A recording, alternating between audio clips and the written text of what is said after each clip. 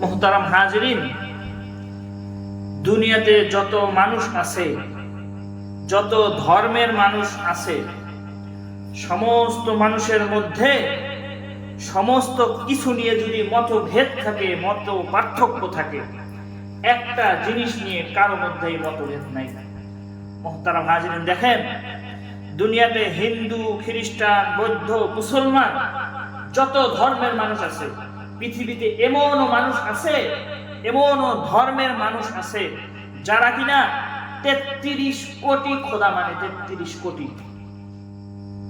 কিন্তু মুহতারাম হাজিরিন, ওই ব্যক্তিকে যায় যদি আপনি বলেন যে ভাই তুমি তো এক আল্লাহকে আল্লাহ মানো না, এক রসুলকে রসুল মানো না, তুমি 33 কোটি খোদার ইবাদত করো, আচ্ছা বলো তো একদিন তো মৃত্যুবরণ করতে হবে, তুমি কি এই কথাটা বিশ্বাস করো?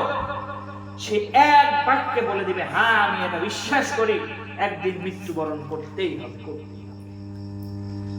এভাবে দুনিয়ার যত মানুষ আছে, নাস্তিক, আস্তিক, কাফের, মুশরিক, হিন্দু, মুসলমান, সবাইকে যদি আপনি এক এক করে প্রশ্ন করেন যে ভাই একদিন মৃত্যুবরণ করতেই হবে, এটা কি তুমি বিশ্বাস করো?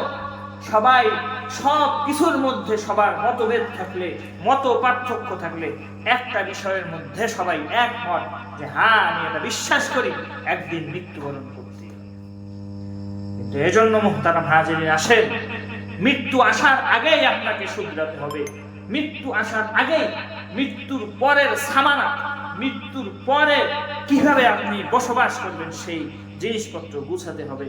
এজন্য আসেন আল্লাহ পাক রব্বুল আলামিনের হুকুম মানি, রাসূলের তরিকা অনুযায়ী চলি, দুনিয়াতেও শান্তি, আখিরাতেও আল্লাহ পাক রব্বুল আলামিন শান্তি দান করুন।